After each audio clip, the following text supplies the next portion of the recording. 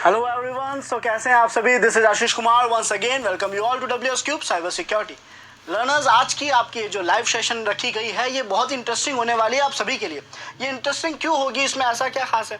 तो असल में आज हम देखने वाले हैं कि किसी भी डिवाइस, किसी भी मशीन प्लस वेबसाइट को एक हैकर आखिर कैसे हैक करता है, कैसे कॉम्प्रोमाइज़ करता है, उसमें कमियाँ कैसे ढूंढता है, और साथ ही साथ हम उस पार्ट को फायरवॉल की मदद से सिक्योर कैसे कर सकते हैं। ये कंप्लीट प्रैक्टिकल वाला पार्ट हम सीखने वाले हैं, यानी कंप्लीट सारी चीज़ें प्रैक्टिकल देखेंगे, चाहे वो अटैकिंग वाला पार्ट हो चाहे वो सिक्योरिटी वाला पार्ट हो, दोनों ही चीज़ें हम प्रैक्टिकल करके देखेंगे। इससे पहले हम स्टार्ट करें, हमें एक छोटा सा एग्जांपल लेना होगा। कुछ चीज़ों को समझने के लिए हमने ऐसा माना कि हमने एक डेवलपर को हायर करा, यानी मैंने या फिर आपने एक डेवलपर को हायर करा और उस डेवलपर को एक टास्क दिया। क्या टास्क दिया? उस डेवलपर को हमने टास्क दिया कि सर आपको हमारे लिए एक वेबसाइट क्रिएट करनी है। अब इस डेवलपर ने क्या करा, हमारे लिए वेबसाइट क्रिएट करी, लेकिन उस वेबसाइट को रखा अपनी मशीन में। अब अगर इसने अपनी मशीन में एक वेबसाइट को रखा हुआ है जिसके पास प्राइवेट IP एड्रेस है, तो क्या ये पॉसिबल है कि हम वाइड एरिया नेटवर्क में, यानी काफ़ी दूर बैठे हैं हम इस मशीन से, क्या ये पॉसिबल है कि हम इस वेबसाइट को चला पाएंगे जो एक ऐसी मशीन में है जिसके पास प्राइवेट IP एड्रेस है? आप सभी ने हमारे पुराने सेशंस अटेंड करे होंगे, चैट में रिप्लाई करना मुझे, तभी समझ आएगा। आप सभी ने पुराने सेशंस अटेंड करे होंगे और उससे आपको आइडिया लग गया होगा कि सर IP के कुछ रूल्स हैं। क्या उस रूल के बिहाफ पे हम बातचीत कर सकते हैं आपस में? नहीं कर सकते। वेरी गुड विकास। तो क्या करेंगे सर हम? क्योंकि हम बात नहीं कर सकते, हमने डेवलपर को कहा सर इसको आपको ऐसी मशीन में होस्ट करना पड़ेगा जिसके पास पब्लिक IP है। डेवलपर ने उस वेबसाइट को कंप्रेस करा, जिप फाइल बनाई और सारी फाइल फोल्डर्स ट्रांसफर कर दिए एक सर्वर के पास। अब ये जो सर्वर के पास फाइल ट्रांसफर करी है, सर्वर क्या है? सर्वर सर एक ऐसी मशीन है जिसके पास पब्लिक IP एड्रेस है। इसका मतलब इससे हम सब बात कर सकते हैं वाइड एरिया नेटवर्क में, और इसका नाम हमने रख दिया WSCubeTech.com। क्या हम इस सर्वर से बात कर पाएंगे एवरीवन? Yes, hello. क्या हम सब इस मशीन से बात कर पाएंगे? एक छोटा सा एग्जांपल हम ले रहे हैं ताकि हमें पूरा कंसेप्ट आज अच्छे से समझ आए। कर पाएंगे क्योंकि सर इसके पास पब्लिक IP एड्रेस है और वाइड एरिया नेटवर्क में हम इससे बात कर सकते हैं। तो अब हमारे एक यूज़र ने, यानी आपने, हम यहाँ मान लेते हैं या तो यहाँ पे आप में से कोई है या फिर मैं हूँ, तो सब लोग मान लेना कि ये यूज़र आप में से कोई एक है ना। या आप सब लोग अपना अपना यहाँ पे एग्जांपल ले लेना कि हम इस मशीन में नेटवर्किंग के जरिए बात करना चाह रहे हैं। और हमने क्या किया, हमने अपनी मशीन से जाके रिक्वेस्ट करा, यहाँ से एक रिक्वेस्ट पैकेज जनरेट करी। मैंने मेरे ब्राउजर में जाके सर्च करा कि मुझे WSCubeTech.com की वेबसाइट एक्सेस करनी है। तो मेरे मशीन से एक पैकेज जाएगा हमारे सर्वर को, WSCubeTech को, और उससे पूछेगा कि सर मैं आपकी वेबसाइट चलाना चाहता हूँ। सर्वर क्या कहेगा, पहले देखेगा कि भाई यूज़र जेन्युइन है, उसे वेबसाइट चलानी देनी चाहिए या नहीं। उसने कहा चलानी देनी चाहिए, तो उसने रिप्लाई दिया, उसने कहा यस आप मेरी वेबसाइट एक्सेस कर सकते हो। और फाइनली इस रिप्लाई में इसने क्या भेजा होगा, सोर्स कोड भेजा होगा। उस सोर्स कोड की मदद से मेरा ये यूज़र एक इंटरफेस देख पाया, UI देख पाया। इसके ब्राउज़र ने उस कोड को रन करा और इसको एक अच्छी खासी वेबसाइट दिख गई। यहाँ पे बेसिक यूज़ है जो हम डेली लाइफ में करते हैं। किसी वेबसाइट के पास जाते हैं, वेबसाइट हमें रिप्लाई देती है और रिप्लाई लेने के बाद हम इंटरनेट चला पाते हैं, यानी उसकी UI देख पाते हैं, पूरी वेबसाइट को क्रॉल कर पाते हैं। अब यहाँ पे हुआ ये कि जब डेवलपर को अपने सर्वर में कुछ चेंजेस करने की ज़रूरत लगी, डेवलपर आया सर्वर के पास, लॉगिन करा, अपने यूज़र ने पासवर्ड दिए, सर्वर ने कहा ठीक है अब आप चेंजेस कर सकते हो। तो डेवलपर हर एक फोल्डर में गया, जाके देखा फोल्डर में क्या क्या फाइल्स है, जहाँ चेंजेस करने थे वो चेंजेस परफॉर्म करे। आप सभी से एक सवाल है मेरा यहाँ पे कि जब डेवलपर इस सर्वर के पास गया और सर्वर पे जाने के बाद उसने फाइल्स और फोल्डर्स को देखा, उसमें क्या क्या कंटेंट है वो देखा, चेंजेस करे ताकि वेबसाइट अच्छे से काम करे, वेबसाइट में कुछ चेंजेस हो जाए। क्या ये पॉसिबल है कि आप जो इस वेबसाइट को फिलहाल चला रहे हैं, डेवलपर की ही तरह सभी फोल्डर्स और उसके अंदर रखी हुई सारी फाइल्स देख पाएँ? यानी जैसे डेवलपर सभी फोल्डर्स और फाइल्स देख पा रहा है, क्या एक नॉर्मल यूजर, क्या आप, क्या मैं, जब इस वेबसाइट को चला रहे होंगे ऐसे फाइल फोल्डर्स देख सकते हैं क्या? सब लोग चैट में रिप्लाई करना, क्या ये फिजिबल है? साइबर सैक नहीं, देवा गेमिंग नहीं, अनुराज नहीं हो सकता। अगर ऐसा हो गया तो सर ये तो वल्नरेबिलिटी कहलाएगी, ये तो एक कमी कहलाएगी। हम इसको क्या कंसीडर करेंगे? एक वल्नरेबिलिटी, एक कमजोरी, एक कमी। क्योंकि सर एक नॉर्मल सा यूजर डेवलपर की तरह फाइल्स और फोल्डर्स देख कैसे पा रहा है, भले ही मॉडिफाई ना कर पाए, पर देखना भी तो कमजोरी मानी जाएगी। इस कमी को, इस वल्नरेबिलिटी को हम इंडेक्स ऑफ की वल्नरेबिलिटी कहते हैं, और भी कई नामों से इसे जाना जाता है। लेकिन अब हमें कमी मिली तो आपने या मैंने क्या करा सर, इस कमी को रिपोर्ट करा। हमने डेवलपर को बताया कि सर आपने जो वेबसाइट बनाई है हमारी, इसमें ये कमी है, इंडेक्स ऑफ की कमी है ना, हमारी नहीं बनाई, किसी और के लिए वेबसाइट बनाई थी पर उसमें कमी है। डेवलपर ने कहा मैं उसे सिक्योर करूंगा। अब देखते हैं कि अगर आप डेवलपर की जगह होते तो आप इस वेबसाइट को कैसे सिक्योर करते। सब लोग मुझे रिस्पॉन्ड करो, चैट में रिप्लाई करना कि अगर आप डेवलपर की जगह होते तो इस वेबसाइट को सिक्योर करने के लिए क्या करते।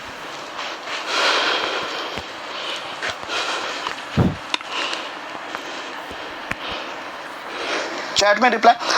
जय, हम Q&A सेशन रखेंगे, अभी कुछ ही देर में Q&A भी होगा, तो जो भी मन में डाउट्स है, आप में से किसी के भी मन में जो भी क्वेश्चंस है, थोड़ी देर के लिए होल्ड रखना, अभी सेशन को एंजॉय करना। सेशन के लास्ट में Q&A सेशन होगा जिसमें हम आपस में बातचीत करेंगे, आपके जो डाउट्स है, आपके जो कमेंट्स है आराम से रिजॉल्व होंगे। सर टॉपिक का नाम फायरवॉल था तो हम भी फायरवॉल लगा देंगे, ग्रेट। सर नॉर्मली कोई भी डेवलपर ऐसे केस में क्या करता है, एक फाइल होती है .htxs नाम की, उस फाइल में जाता, कुछ सिक्योरिटी कोड्स लिखता जिसकी वजह से ये वेबसाइट का ये हिस्सा सिक्योर हो जाता। ये कमी यहाँ पे नहीं रहती, तो यहाँ पे डेवलपर ने वही किया, htxs में गया, सिक्योर कर दिया। बट सर हम तो एक अटैकर है, हम तो एक पेनिट्रेशन टेस्टर है, ब्लैक हैट हैकर तो नहीं है, ब्लैक हैट अटैकर तो नहीं है, हम सिक्योरिटी प्रोफेशनल है, वेब पेनिट्रेशन टेस्टर है। हमारा काम है वेबसाइट में कमियां निकाल के उन्हें सिक्योर करना। आप सबका काम यही है फिलहाल यहाँ पे। तो हमने क्या करा सर, हमने यहाँ पे जैसे ही हमें पता पड़ा इंडेक्स ऑफ की कमी सॉल्व हो चुकी है और वल्नरेबिलिटीज ढूंढ ली, हमने यहाँ पे ढूंढ ली एसक्यूएल इंजेक्शन की कमी, XSS cross site scripting, CORS cross origin resource sharing, CSRF cross site request forgery attack. हमने बहुत सारी वल्नरेबिलिटीज ढूंढ ली और वो वल्नरेबिलिटीज फिर डेवलपर को फिर से रिपोर्ट करी। अब डेवलपर का ये कहना है कि सर ठीक है मैं ये कमियां धीरे धीरे सिक्योर कर दूंगा, चेंजेस लगेंगे मैं सिक्योर कर दूंगा, बट डेवलपर ने बीइंग अ प्रोफेशनल हमसे ये पूछा कि सर क्या कोई ऐसा तरीका नहीं है, कोई ऐसी टेक्नोलॉजी नहीं है जिसकी मदद से मैं एक बार में काफ़ी हद तक सिक्योर हो सकूँ। तो यहाँ पे हमारे सिक्योरिटी प्रोफेशनल यानी आपने और हमने क्या करा, एक स्पेशल प्रोग्राम बनाया और ये प्रोग्राम दे दिया डेवलपर को, डेवलपर ने सर्वर में ऐड कर दिया।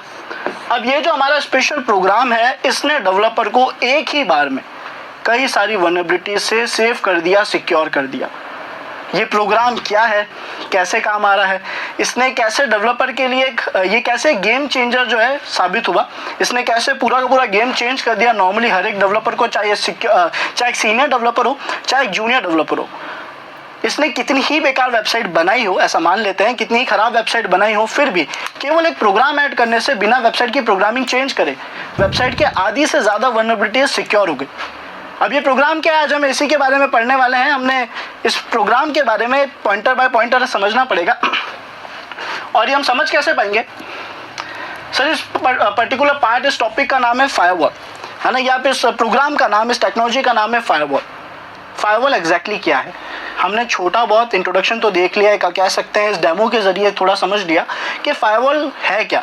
शायद एक ऐसा प्रोग्राम है जो उस वेबसाइट को सिक्योर कर रहा है, लेकिन क्या इसका काम इतना ही है? असल में फायरवॉल सर एक सॉफ्टवेयर प्रोग्राम हो सकता है, एक हार्डवेयर प्रोग्राम हो सकता है। और इस प्रोग्राम का काम क्या है? इस प्रोग्राम का काम है कि दो मशीन्स या किसी भी एक मशीन में अगर कोई बातचीत करने आता है या ये मशीन किसी से बातचीत करने जाती है, यानी अगर कोई भी यूजर इस मशीन को कोई पैकेट भेज रहा है या ये मशीन किसी को पैकेट भेज रही है, तो एक प्रोग्राम आता है जिसे हम कहते हैं फायरवॉल।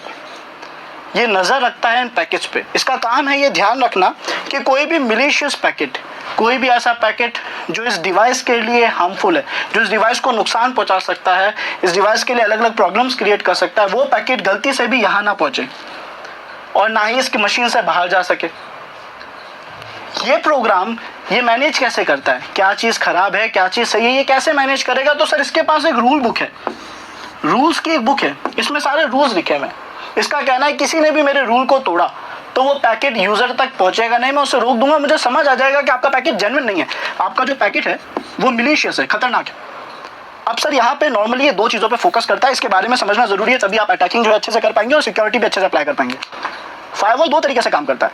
पहला ये देखता है कि सर आप पैकेट के अंदर क्या कंटेंट भेज रहे हैं, उस कंटेंट को देखता है, पैकेट के अंदर जो डेटा आ रहा होगा उसको देखेगा। अगर वो डेटा में कोई भी ऐसा वर्ड है, कोई भी ऐसी स्ट्रिंग है जो उसको लगता है खराब है, मिलीशियस है, तो उसको यहाँ नहीं आने देगा। दूसरा क्या करेगा? दूसरा सर ये आपके एक्शंस को रिकॉर्ड करेगा। एक्शंस मतलब आप कोई टास्क कैसे कर रहे हो, या तो कंटेंट देखा जाएगा या फिर जो बातचीत हो रही है उस बातचीत में आपका एक्शंस क्या है, आपका फ्लो क्या है। अगर आप इस मशीन पे एक साथ खूब सारे पैकेज भेज दो, क्या ये जेन्युइन एक्टिविटी है? नहीं है, क्योंकि इतने सारे पैकेज जो एक मशीन पे जा रहे हैं ये इसको नुकसान पहुंचाएंगे, इस पे डॉस अटैक कर देंगे। तो इस तरीके से फायरवॉल सब जगहों पे नजर रखता है, चाहे पैकेट आ रहा हो चाहे जा रहा हो, उन्हें सिक्योर करता है। हमारे पास ये फायरवॉल्स कितने टाइप के हो सकते हैं? इससे पहले मैं आगे बढ़ूं, मुझे कंफर्म करना सब लोग, क्या इतना पार्ट सभी को समझ आया?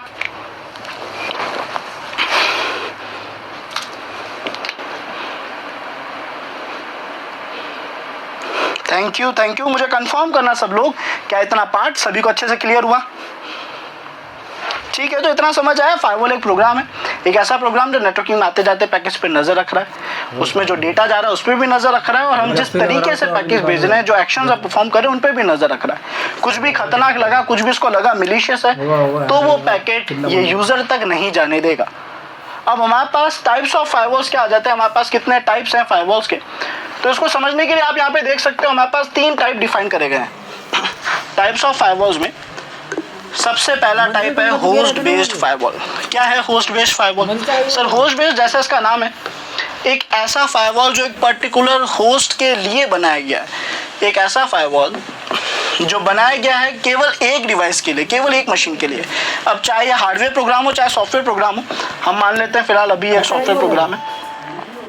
अनंत अंबानी को देख के लगता है कि काश मेरे पास भी अंधा पैसा होता, लेकिन उसके बाल देख के लगता है पैसा रहने दो, कम से कम बाल ही दे दो भगवान। और देखो मैं अपनी बात करूं तो मेरा तो इतना सेल्फ कॉन्फिडेंस ही नहीं है कि मैं गंजा होके घूमूं। इसलिए जब मैंने पहला साइन देखा हेयर लॉस का तो मैं एकदम अलर्ट हो गया और रिसर्च करना शुरू कर दिया। एंड देन आई फोन तर आया। इनकी सबसे बढ़िया चीज ये है कि ये कोई शैम्पू या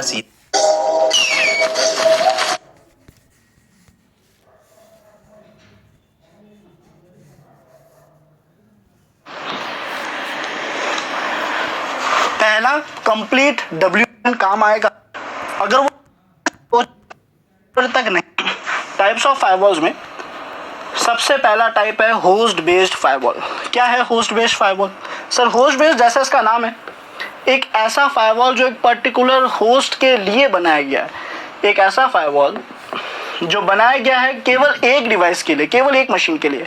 अब चाहे ये हार्डवेयर प्रोग्राम हो चाहे सॉफ्टवेयर प्रोग्राम हो, हम मान लेते हैं फिलहाल अभी एक सॉफ्टवेयर प्रोग्राम है। ये फायरवॉल केवल इस मशीन का ध्यान रख रहा है। इसकी ड्यूटी क्या है कि सर मैं इस मशीन का ध्यान रख सकूं, इस मशीन पे कोई भी मिलीशियस पैकेट ना आ सके, इस मशीन को कोई नुकसान ना पहुंचा सके नेटवर्किंग के जरिए। ये केवल इस अकेली मशीन का ध्यान रखता है। इसे हम होस्ट बेस्ड फायरवॉल कहते हैं, जिसके कुछ टाइप्स हैं। इन टाइप्स के बारे में हम नेक्स्ट स्लाइड में अभी समझने वाले हैं, क्योंकि यही टाइप्स हमें आज एक्सप्लोर करने हैं। ये टाइप्स काफी काम के आने वाले हैं, काम के साबित होने वाले हैं। सेकंड जो टाइप हमारे पास आता है वो है network based firewall. Network based firewall क्या है? सर एक ऐसा फायरवॉल है जो ज़्यादातर कंपनियां कॉर्पोरेट सेक्टर्स यूज़ लेती है। क्या होता है सर, हमारे पास एक ब्रॉडबैंड होता है, ब्रॉडबैंड राउटर होता है, उससे हम अपने सारे डिवाइसेस को कनेक्ट करते हैं, मल्टीपल डिवाइसेस को कनेक्ट करते हैं ताकि हम इंटरनेट चला सके। अब ये डिवाइसेस आपस में भी बात करेंगे, इन डिवाइसेस को इंटरनेट भी चलाना, इंटरनेट की भी किसी वेबसाइट से बात करेंगे, चाहे ही आपस में बात करें चाहे इंटरनेट पे बात करें। आप सभी से मेरा एक सवाल है कि क्या वहाँ पे ब्रॉडबैंड काम आएगा? क्या ब्रॉडबैंड के जरिए ही वो कम्युनिकेशन होगा या नहीं? यस और नो?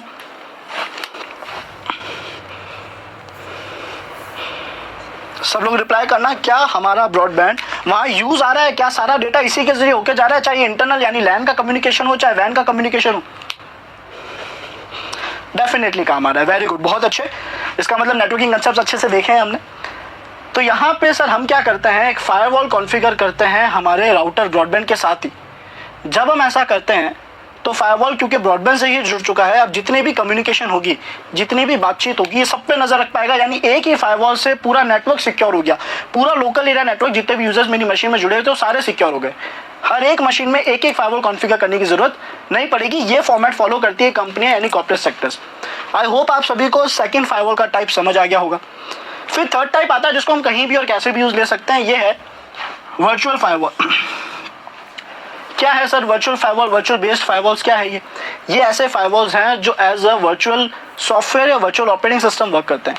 अब वर्चुअल का जब नाम आता है तो हमारे सामने हमें दो एग्जांपल्स ध्यान आते हैं, एक वर्चुअल बॉक्स, एक वीएमवेयर।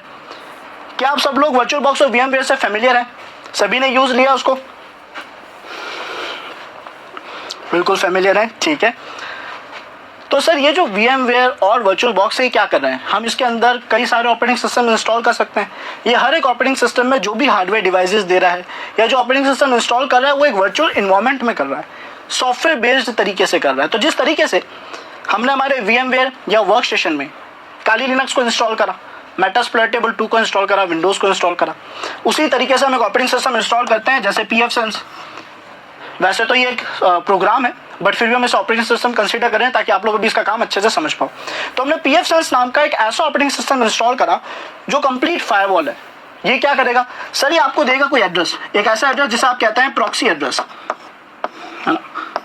प्रॉक्सी एड्रेस क्या होता है सर, ये एक ऐसा एड्रेस होता है जिसमें ये आपको अपनी ओपन पोर्ट बता देगा और IP बता देगा।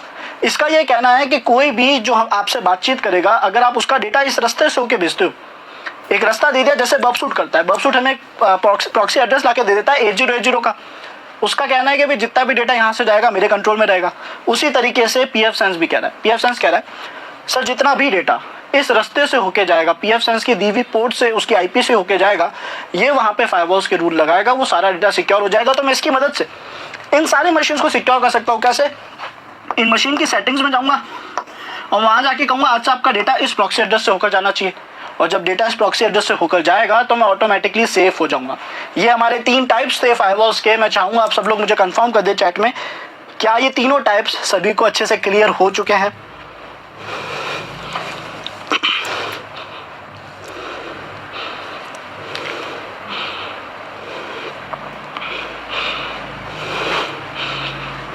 Great, thank you, perfect. तो अब हम बढ़ सकते हैं होस्ट बेस्ड फायरवॉल्स की इन तीनों कैटेगरीज को थोड़ा डिटेल में समझने के लिए।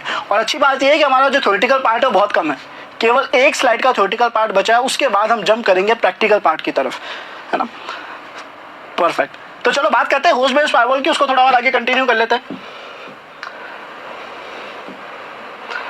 हमारे पास जब होस्ट बेस्ड फायरवॉल की बात आती है तो इसमें हमने 3 फायरवॉल्स के नाम देखे थे। क्या क्या थे ये 3 नाम? ये 3 नाम थे सर हमारे सिस्टम फायरवॉल, एप्लीकेशन फायरवॉल और वेब एप्लीकेशन फायरवॉल, जिसका वहां पे शॉर्ट फॉर्म लिखा होता है which is WAF, stands for web application firewall. इन तीनों फायरवॉल्स को थोड़ा डिटेल में समझने की कोशिश करते हैं। सबसे पहले अगर मैं बात करूं सिस्टम फायरवॉल की, देखो ये ध्यान रखना, होस्ट बेस्ड फायरवॉल वो सारे फायरवॉल्स हैं जिनका काम केवल एक मशीन को सिक्योर रखना है। इनका काम अपने होस्ट यानी अपने ओनर को सेफ रखना है, बाकी उस इनको कोई लेना देना नहीं है। जितने भी पैकेज यहाँ आ रहे हैं या जितने भी पैकेज यहाँ से बाहर जा रहे हैं, इसका काम है उनको सिक्योर रखना। इसका काम है उन पर ध्यान रखना कि भाई यहाँ कोई मिलिशियस एक्टिविटी ना हो एक पर्टिकुलर मशीन में। ये सारे फायरवॉल्स इसी पे काम कर रहे हैं, एक ही मशीन पे काम कर रहे हैं। अब इन सब में डिफरेंस क्या है वो समझते हैं। सबसे पहले अगर मैं बात करूँ सिस्टम फायरवॉल्स की, तो सिस्टम फायरवॉल एक ऐसा फायरवॉल होता है जो मुझे मेरे ऑपरेटिंग सिस्टम के साथ मिलता है, चाहे वो विंडोज़ हो, चाहे वो लिनक्स हो या फिर वो एंड्रॉयड हो, कोई भी डिवाइस हो। हर डिवाइस के साथ एक प्री इंस्टॉल पहले से इंस्टॉल फायरवॉल आता है। जैसे अगर मैं विंडोज़ की बात करूँ तो मेरे पास विंडोज़ डिफेंडर आता है, फायरवॉल आ रहा है उसमें, है ना। लिनक्स की बात करूँ तो वहाँ पे IP टेबल्स नाम का भी फायरवॉल आता है। और अगर एंड्रॉयड की बात करूँ तो डिपेंड करता है एंड्रॉयड कौन सी कंपनी का है, हर कंपनी का एक सॉफ्टवेयर यहाँ पे जो सिक्योरिटी सॉफ्टवेयर होता है वो ऐड कर दिया जाता है, उसमें भी फायरवॉल हो सकता है।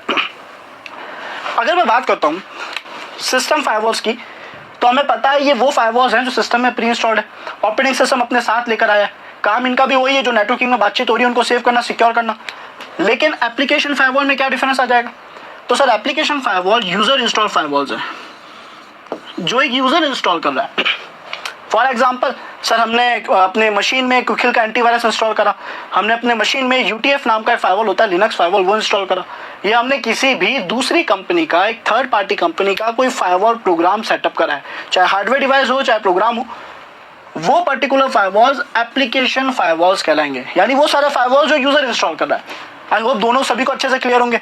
अब सर इनसे क्या हो रहा है, जितनी भी नेटवर्किंग की बातचीत है, दो मशीन जो आपस में बात करती है नेटवर्किंग के अंदर, उन सब पे अच्छे से नजर रख रहे हैं। लेकिन जो तीसरा फायरवॉल है ये है हमारा एक बहुत ही पावरफुल फायरवॉल। क्यों पावरफुल है, इसमें ऐसा क्या खास है? क्योंकि सर ये फोकस कर रहा है वेबसाइट्स पे। हमने जो पहला एग्जांपल देखा था जिसमें सर्वर पे हमने एक मशीन रखी हुई थी, सर्वर पे पूरी एक वेबसाइट अपलोड कर रखी थी जिसमें कमियां थी, उन सारी कमियों को सिक्योर करने वाला जो प्रोग्राम था वो था WAF, stands for web application firewall. एक ऐसा फायरवॉल जो स्पेशली डिजाइन करा गया केवल वेबसाइट को सिक्योर करने के लिए। जितनी भी वेब टेक्नोलॉजीज हैं ये उनको कुछ क्लिक्स में ही सिक्योर कर देता है और इस लेवल पे सिक्योर करता है कि हमें पता है आधी से ज्यादा कमियां सेफ हो जाएगी। क्या ये तीनों टाइप्स ऑफ फायरवॉल्स सभी को अच्छे से समझ आए? ग्रेट।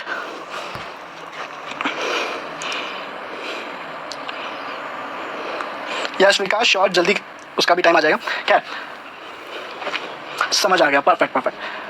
क्योंकि हमें पार्ट क्लियर है, ये थ्योरेटिकल वो पार्ट था जो मैं समझना जरूरी था इससे पहले कि मैं आप लोगों को फायरवॉल इंस्टॉल करना सिखा दूं, उनको यूज लेना सिखा दूं। और इससे पहले कि हम आगे बढ़े, यानी हम प्रैक्टिकल पार्ट की तरफ बढ़े, कुछ एक पार्ट्स हम यहाँ पे ऐड करेंगे। आप सभी के लिए कुछ अनाउंसमेंट्स है। मैंने आप सभी को लाइव के इंट्रोडक्शन में कहा था कि आपके लिए काफी सारे सरप्राइजेस होने वाले हैं, काफी सारे कुछ नए एलिमेंट्स आप लोगों के लिए ऐड करे गए हैं। वो क्या क्या है उनका एक ब्रीफ दे देता हूं, उनके बारे में बता देता हूं, फिर अपन बढ़ेंगे प्रैक्टिकल की तरफ। तो इंटरेस्टेड है सब लोग आपके सरप्राइजेस के बारे में जानने के लिए?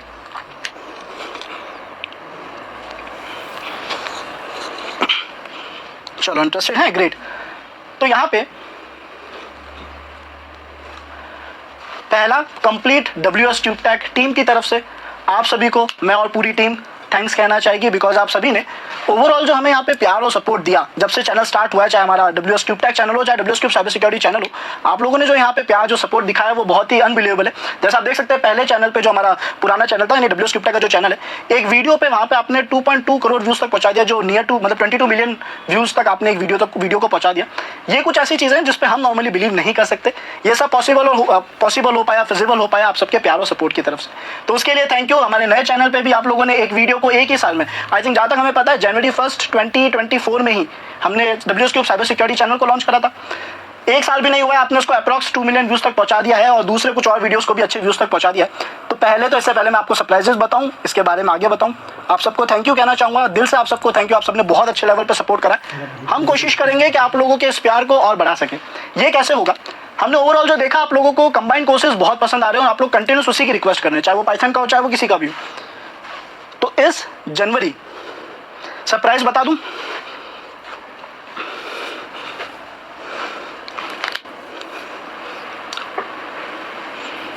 ठीक है चलो बता देते हैं। तो इस जनवरी आप लोगों के लिए हम अपनी बेस्ट कोशिश करेंगे और हम इसे कंप्लीट कर ही देंगे। वो ये है कि जनवरी में, केवल जनवरी में आप लोगों को 3 कंबाइंड कोर्सेज यूट्यूब पे मिल जाएंगे। 3 डिफरेंट कोर्सेज का कंप्लीट प्लेलिस्ट आप लोगों को यूट्यूब पे मिलेगा, जो शायद आपके स्किल्स को और इंप्रूव करने में एक अच्छा सपोर्ट, एक अच्छी वैल्यू ऐड कर सके। Great, thank you everyone. तो ये तो हम कोशिश कर रहे हैं कि आपको सरप्राइज एनी हाउ दे ही दे, किसी भी कीमत पे हम जनवरी में 3 वीडियोस का जो कॉम्बिनेशन, 3 जो प्लेलिस्ट है ना, कुछ वैल्यूएबल प्लेलिस्ट जिसमें आप अलग अलग टेक्नोलॉजीज को डिटेल तक समझ पाएंगे, वो अपलोड करें।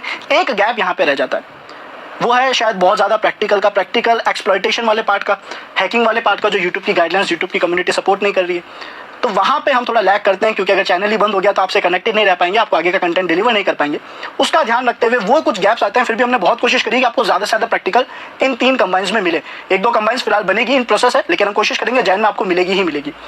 उसके अलावा अगर हम मेंटर की गाइडेंस के साथ कंटेंट सीखना चाह रहे हैं, अगर हमें लैग, बीच में ना गैप महसूस हो रहा है कि सर एरर्स है, रिजॉल्व नहीं हो रहे हैं, मेंटर के साथ मिलके जूम लाइव क्लासेस पे कंटेंट सीख रहे हैं, तो वहाँ पे आप सब लोग वैसे तो अवेयर है इस बात से, लेकिन कुछ अच्छी चीज़ें, कुछ नई चीज़ें वो बता देता हूँ। हम आपके लिए इंट्रोड्यूस कर रहे हैं एथिकल हैकिंग का मेंटरशिप प्रोग्राम। खास बात यह है कि ये प्रोग्राम सबके लिए है। इस प्रोग्राम में आप मेंटर से लाइव इंटरेक्शन कर पाएंगे, अपने डाउट्स, अपने प्रॉब्लम्स, अपने एरर्स रिजॉल्व कर पाएंगे। मेंटर के एक्सपीरियंस के साथ, एक एक्सपीरियंस मेंटर की वजह से आप लोग एक सही लेवल पे, एक सही पाथ पे चल पाएंगे। करियर वाइज आप लोग अच्छा इंप्रूव कर पाएंगे। अब ये सबके लिए कैसे है? तो सर साइबर सिक्योरिटी, क्योंकि अब पूरा ना डिजिटल इंडिया हो चुका है, हम बहुत ज़्यादा डिजिटल एरा में आ चुके हैं, तो वहाँ पे सिक्योरिटी एक ऐसा पार्ट है जो, या सिक्योरिटी एक ऐसा कंसर्न है जो सबके लिए एक इशू है। मतलब सिक्योरिटी सबके लिए एक बहुत इंपॉर्टेंट पार्ट बन चुका है। साइबर अटैक्स बहुत ज़्यादा बढ़ रहे हैं, तो चाहे हम किसी भी डिपार्टमेंट से हो, चाहे हम किसी भी फील्ड से हो, इसका मतलब बिगिनर्स टू प्रोफेशनल, सभी के लिए ये कंटेंट काम आ सकता है। कैसे काम का साबित होगा? तो चाहे सर हम किसी भी फील्ड से, अगर हम वेब डेवलपमेंट से है तो हमें सिक्योर वेबसाइट बनाना आना चाहिए। अगर हम मार्केटिंग फील्ड से हैं, मतलब डिजिटल मार्केटिंग में, सारी टेक बैकग्राउंड की बात करूँ अभी, हम किसी भी बैकग्राउंड से हो, हमारे पास एक बैकअप होना चाहिए, हमारे पास एक स्किल होनी चाहिए खुद को और अपने आसपास के एनवायरमेंट को, अपनी कंपनी को, अपने फील्ड को सिक्योर रखने की।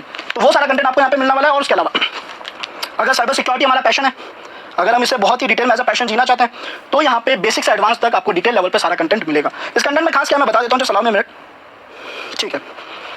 सो इस कंटेंट में हमें खास ये मिलने वाला है, 20+ मॉड्यूल्स हमें यहाँ पे मिलेंगे।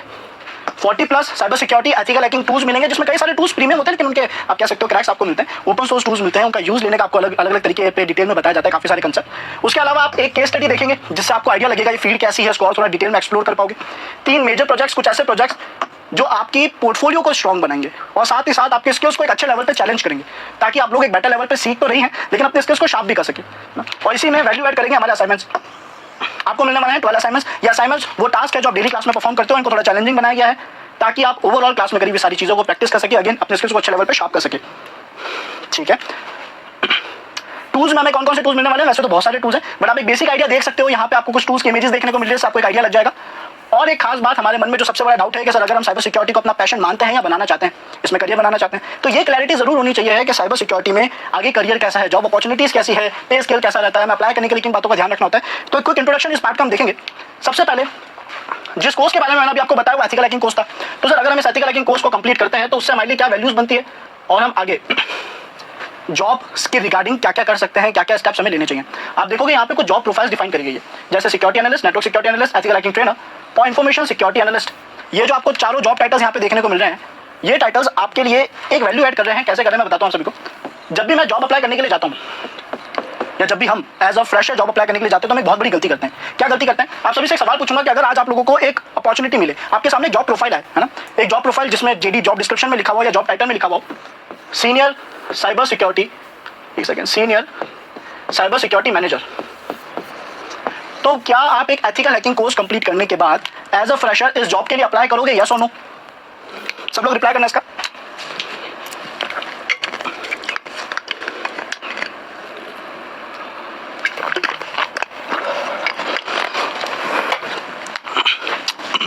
ओके, नहीं करेंगे। क्यों नहीं करेंगे? क्योंकि सर ये प्रोफाइल जो है ये हमारे एक्सपीरियंस को डिफाइन ही नहीं कर रही। हमने अभी एथिकल हैकिंग 2 मंथ्स का एक कोर्स करा है। इस 2 मंथ्स के कोर्स में हमने नॉलेज ली, अच्छे लेवल पे ली, नो डाउट, बट हमें एक्सपीरियंस तो 0 ईयर्स का है ना, मतलब एक्सपीरियंस तो है ही नहीं 1 ईयर का। और जब विदाउट एक्सपीरियंस मैं एक ऐसी पोस्ट के लिए अप्लाई करूंगा जो मैनेजर लेवल की है, सीनियर लेवल की है, जिसके लिए ऑब्वियस है कि आपके पास बेयर मिनिमम 3 to 5 ईयर्स का एक्सपीरियंस होना चाहिए।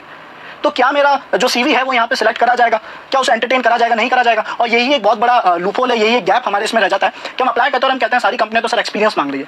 असल में कंपनियां एक्सपीरियंस नहीं मांग रही, हम उस पर्टिकुलर जगह पे अप्लाई कर रहे हैं जहाँ एक्सपीरियंस कंपलसरी है।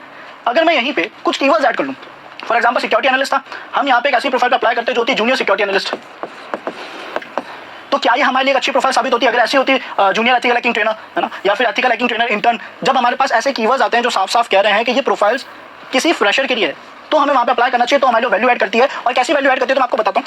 आफ्टर कंप्लीटिंग एथिकल हैकिंग जो एक बेयर मिनिमम कम से कम आपको पैकेज ऑफर करा जा सकता है वो है 5 to 4 LPS का, यानी लैक्स पर एनम का।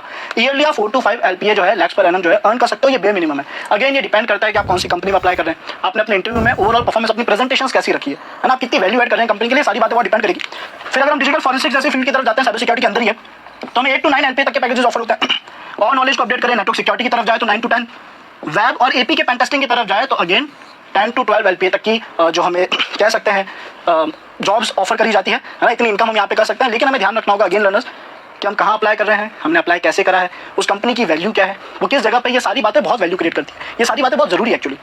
परफेक्ट, आई होप आप सभी को ये सारा पार्ट क्लियर होगा। और शायद आप सब लोग वेट कर रहे होंगे प्रैक्टिकल पार्ट का। क्या सब लोग प्रैक्टिकल पार्ट का वेट कर रहे हैं? क्या हम प्रैक्टिकल करें?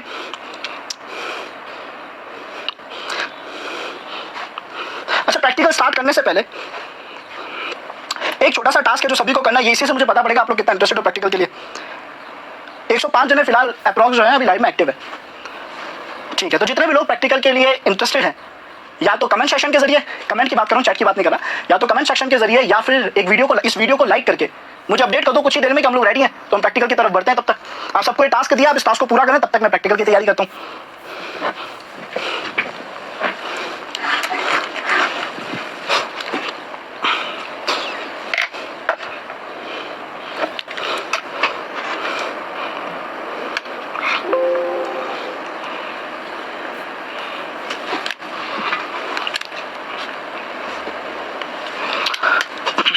डिफरेंस देखना थोड़ा मुश्किल हो रहा है, या तो एक बहुत ड्रास्टिक चेंज आए वीडियो के लाइक्स में या फिर कमेंट सेक्शन में। वैसे प्रैक्टिकल हम फिर भी करेंगे, ऐसा नहीं है प्रैक्टिकल नहीं करेंगे, प्रैक्टिकल हम फिर भी करेंगे, लेकिन देखते हैं हम लोग एक्साइटेड कितने हैं उसके लिए।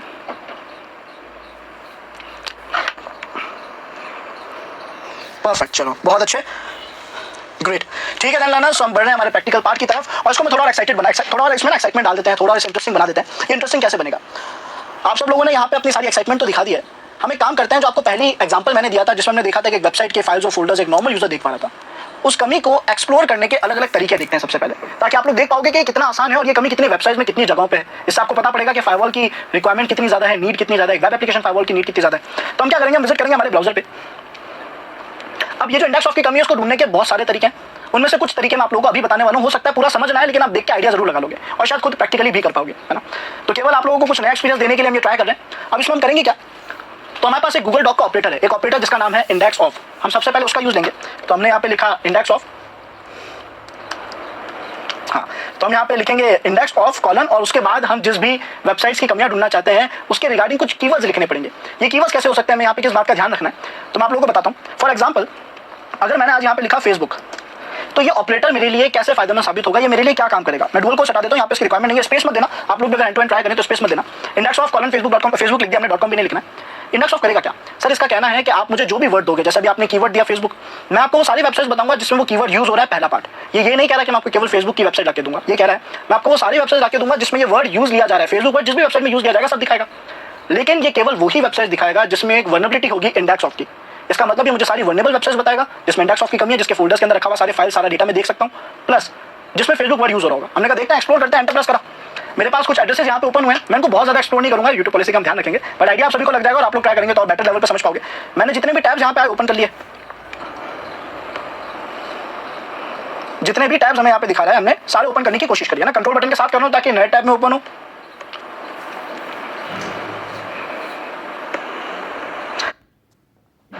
इसका मतलब ये मुझे सारी वर्नेबल वेबसाइट्स बताएगा जिसमें इंडेक्स ऑफ की कमी है, जिसके फोल्डर्स के अंदर रखा हुआ सारे फाइल सारा डेटा में देख सकता हूँ, प्लस जिसमें फेसबुक वर्ड यूज हो रहा होगा। हमने कहा देखते हैं, एक्सप्लोर करते हैं, एंटर प्रेस करा। मेरे पास कुछ एड्रेसेस यहाँ पे ओपन हुए हैं, मैं इनको बहुत ज्यादा एक्सप्लोर नहीं करूंगा, यूट्यूब पॉलिसी का हम ध्यान रखेंगे, बट आइडिया आप सभी को लग जाएगा और आप लोग ट्राई करेंगे तो और बेटर लेवल पे समझ पाओगे। मैंने जितने भी टैब्स यहाँ पे आए ओपन कर लिए,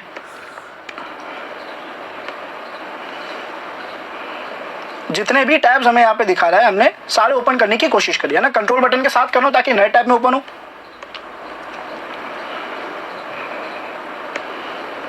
परफेक्ट, हमने कुछ 5-10 टैब्स ओपन कर लिए। अभी हमारे लिए कितना वैल्यूएबल है, कैसे वैल्यू क्रिएट कर रहे हैं समझने की कोशिश करते हैं। सबसे पहले टैब पे मैंने क्लिक करा। सब लोग मुझे यहाँ पे ध्यान से देख के बताना, क्या इस वेबसाइट में रखे हुए मुझे सभी फोल्डर्स दिखा रहा है, क्योंकि इस वेबसाइट में फेसबुक वर्ड यूज लिया गया था और ये इंडेक्स ऑफ की कमी थी। मैंने कहा किसी फोल्डर के अंदर जाके देखते हैं, ऑथेंटिकेशन नाम का फोल्डर इसके अंदर जाते हैं। तो जब मैं इस फोल्डर के अंदर गया तो यहाँ पे कुछ और फाइल्स पड़ी है, मैं वो भी देख पा रहा हूँ। एक फोल्डर बैक आना चाहता हूँ, पेरेंट डायरेक्टरी पे क्लिक करूंगा। एक और फोल्डर बैक आना चाहता हूँ, फिर से पेरेंट डायरेक्टरी पे क्लिक करूंगा। क्या ये जो प्रोसेस मैं फॉलो कर रहा हूँ, चाहे मैं किसी भी टैब पे जाऊँ, यहाँ पे भी सभी फोल्डर्स उसके अंदर रखी हुई सारी फाइल्स देख पा रहे हैं। आई थिंक सभी को विजिबल होगा, क्लियर, किस फोल्डर में क्या क्या डेटा है, चाहे वो यूजर्स की लिस्ट हो चाहे कुछ भी हो, है ना। हमें वो सारा कंटेंट, हर एक फोल्डर, हर एक फाइल का यहाँ पे विजिबल है। ये इंडेक्स ऑफ की कमी है। ये इंडेक्स ऑफ की कमी ढूंढने का पहला तरीका था। आप सभी ने रिसेंटली सुना होगा, रिसेंटली थोड़ा पुराना हो गया ये, कि एम्स का डेटा लीक हुआ, सो एंड सो कंपनी का डेटा लीक हुआ, सो एंड सो ऑर्गेनाइजेशंस का डेटा लीक हुआ, गवर्नमेंट पार्टीज का डेटा लीक हुआ। ये जितने भी पार्ट्स हम सुनते हैं जिसमें डेटा लीक हो रहा है, ये क्यों हो रहा है? क्योंकि इनकी वेब टेक्नोलॉजीज में, क्योंकि वही एक अच्छा सोर्स होता है इनसे बात करने का, वो बहुत ज़्यादा वर्नेबल है, वहाँ बहुत ज़्यादा कमियाँ हैं, वहाँ proper firewalls, proper security course उस लेवल पे मैनेज और मेंटेन नहीं करेंगे।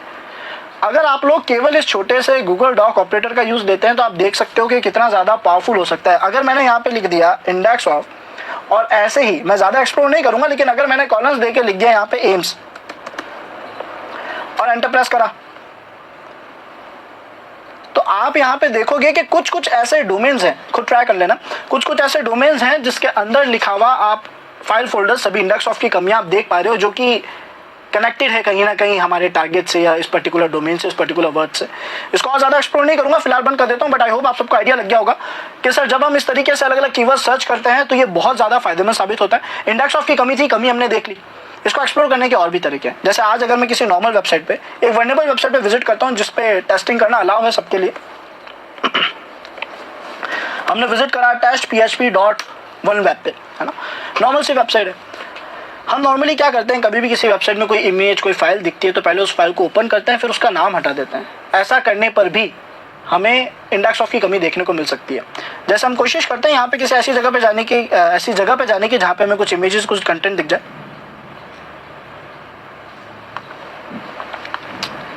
जैसे यहाँ पे पोस्टर्स है, मैंने किसी भी एक इमेज को ड्रैग एंड ड्रॉप करा, जब ड्रैग करा तो मैंने देखा कि सर इसका नाम एड्रेस आ रहा है, ऑल्दो एड्रेस इसका ही नहीं, ये रहा एड्रेस पिक्चर्स। तो हमने क्या करा, इस एड्रेस को यहाँ पे लिखने की कोशिश करी, केवल फोल्डर का नाम, और एंटर प्रेस करके देखना चाहा कि क्या यहाँ पे इंडेक्स ऑफ की कमी है या नहीं, क्या इस जगह पे रखे हुए सभी फाइल फोल्डर्स में देख पा रहा हूँ या नहीं। ये कैसे करा सर, आपने फाइल का नाम हटा दिया, केवल फोल्डर का नाम लिखा। जब फोल्डर का नाम लिखते हो तो उसके अंदर लिखा हुआ डेटा दिखता है। ऐसे ही रैंडम टेस्ट में अगर मैं यहाँ पे एडमिन भी लिख देता, एडमिन, मैं ऐसा मान के चल रहा हूँ कि यहाँ पे शायद हो सकता है एडमिन नाम का एक फोल्डर हो,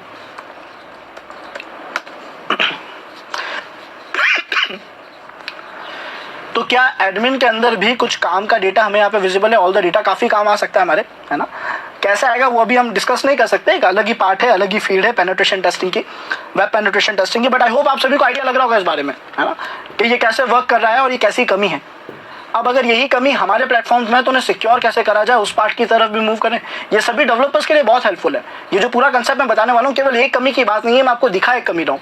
एक वेबसाइट में बहुत वल्नरेबिलिटीज होती है, ये सारी वल्नरेबिलिटीज हमारी इस current technology WAF web application firewall की मदद से एक बहुत ही अच्छे लेवल तक सिक्योर हो सकती है। तो क्या हम सिक्योरिटी वाले पार्ट की तरफ बढ़े? सब लोग मुझे चैट में अपडेट करना।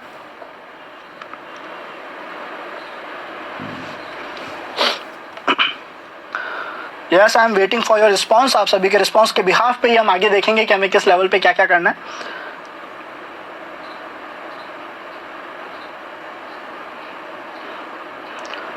ओके अंकित, बढ़ते हैं फिर आगे। चलिए, तो अब हम यहाँ क्या करेंगे, हम चलते हैं हमारे लिनक्स मशीन की तरफ, काली लिनक्स की तरफ, है ना। और इस लिनक्स ऑपरेटिंग सिस्टम को स्टार्ट करके मैं यहाँ पे कोशिश करूँगा कि खुद की एक वेबसाइट क्रिएट करूँ, एक डेमो वेबसाइट, एक बहुत ही नॉर्मल सा एक पेज की वेबसाइट, लेकिन वहाँ पे मैं कमी बनाऊंगा इंडेक्स ऑफ की, और उसके बाद वेब एप्लीकेशन फायरवॉल सेटअप करना सिखाऊंगा, ताकि आपको दिख जाए कि हमारी जो कमी थी वो सिक्योर हुई या नहीं हुई, सेफ हुई या नहीं हुई।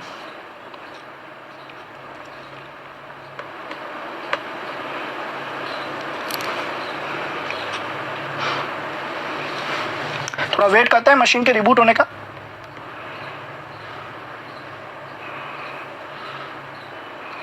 एक माइनर सा एरर है जो काली के नए अपडेट्स में है, और उसको रिजॉल्व करने के लिए आप कमांड लिख सकते हैं, बट वो प्रॉपर रिजॉल्व नहीं होता जब तक इसका नया अपडेट नहीं आया। लेट्स सी, है ना। खैर, हम इसे रिबूट कर देंगे, सही हो जाएगा।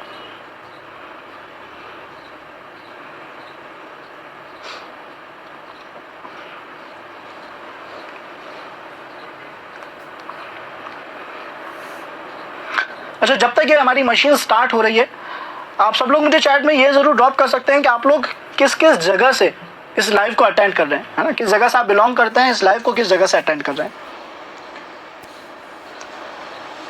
यस अनुराज, इस क्वेश्चन का आंसर आपको जरूर मिलने वाला है कुछ ही देर में। थोड़ा सा वेट करना अनुराज, जल्दी इस क्वेश्चन का जवाब मिल जाएगा। यस गौरव, देख तो सकते हैं अगर हम सही लेवल पे प्रोफेशनल नॉलेज को यूज ले। ऑल्दो ये सब लोग ध्यान रखना, हम अपने स्किल्स, अपनी नॉलेज, साइबर सिक्योरिटी स्किल्स का कोई मिसयूज नहीं लेते। हम इससे किसी का नुकसान नहीं करना चाहते, कोई ऐसी हरकत नहीं करना चाहते जो हमारी उस स्किल की डिसरिस्पेक्ट कर दे, है ना, वैल्यू ही ना रखे। आप सोचो, आपको इस लेवल की नॉलेज हो चुकी है कि आप बड़ी बड़ी वेबसाइट में बग्स ढूंढ सकते हैं, आप सिस्टम्स को सिक्योर कर सकते हैं, नेटवर्क्स को सिक्योर कर सकते हैं, और वहाँ पे अगर हम व्हाट्सएप, फेसबुक, इंस्टाग्राम हैक करने बैठेंगे तो वो हमारी वैल्यूज जो है, हमारी जो ओवरऑल स्किल्स हमने ली है उसकी डिसरिस्पेक्ट करेगा, है ना। हम उस तरफ बिल्कुल नहीं जाना चाहेंगे। मशीन स्टार्ट हो गई, आगे बढ़ते हैं। हमने हमारी मशीन को लॉगिन कर लिया है, और यहाँ पे फिर से कर लेते हैं login. Great, okay. Jharkhand, Pakistan, Bihar, nice, Haryana, perfect.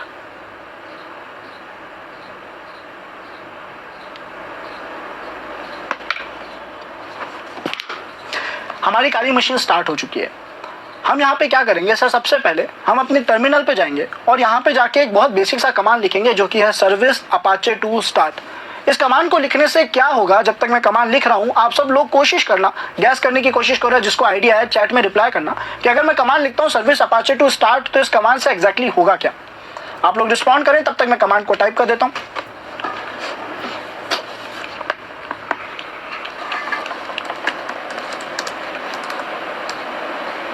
पहले रूट परमिशन दे देता हूँ sudo su के जरिए, और इसको आप लोगों के लिए थोड़ा जूम भी कर लेता हूँ। ठीक है, आई होप सभी को बहुत अच्छे से और क्लियर विजिबल होगा, है ना। अब यहाँ पे हम कमांड लिखेंगे सर्विस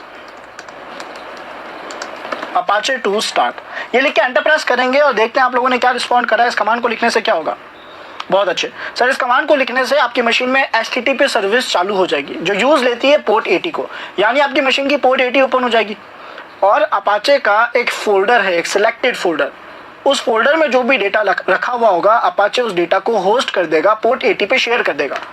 हमने कहा देखते हैं बात सच है कि नहीं है। सर्विस अपाचे 2 स्टार्ट लिखा, अपना मशीन का कोई IP एड्रेस लिखा जैसे कि 127.0.0.1 लोकल IP, है ना। और इसके अलावा अगर मैं अपनी IP डिटेल्स देखना चाहूँ तो मैं क्या कमांड्स लिख सकता हूँ एवरीवन,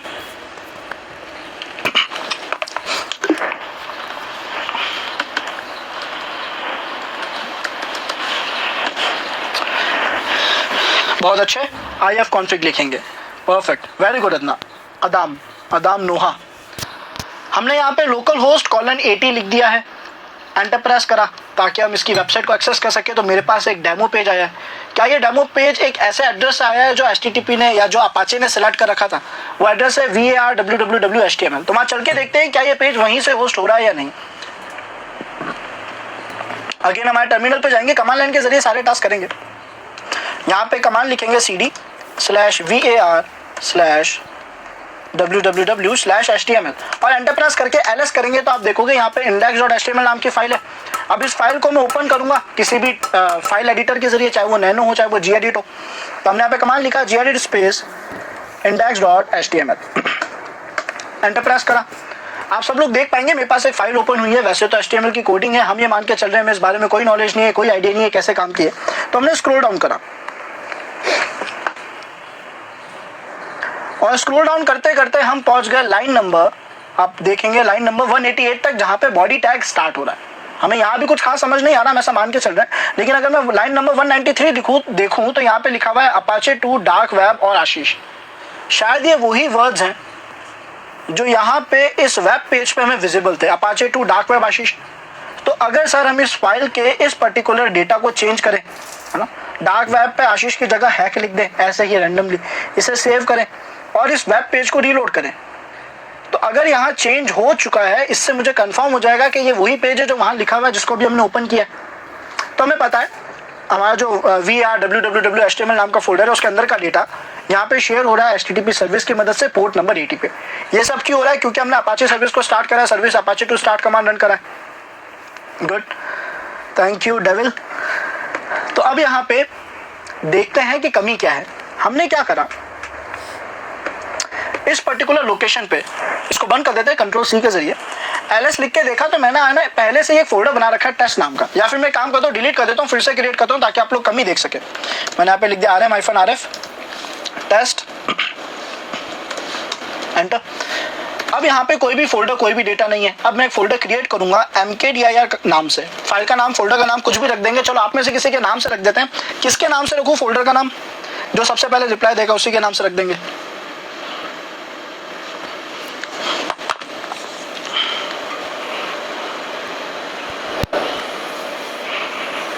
ठीक है, सो हमने कमल नाम का एक फोल्डर रख दिया। ठीक है, ओके, एंटर प्रेस करा। क्या इस फोल्डर में कोई डेटा हो सकता है? अभी अभी जो मैंने फोल्डर बनाया, क्या इसमें पहले से कोई डेटा रखा हुआ हो सकता है? ऐसे चांसेस हैं? नहीं, आपने अभी फोल्डर क्रिएट करा, कुछ भी नहीं हो सकता। तो हम इस फोल्डर के अंदर जाएंगे और इसके अंदर एक और फोल्डर बना देंगे।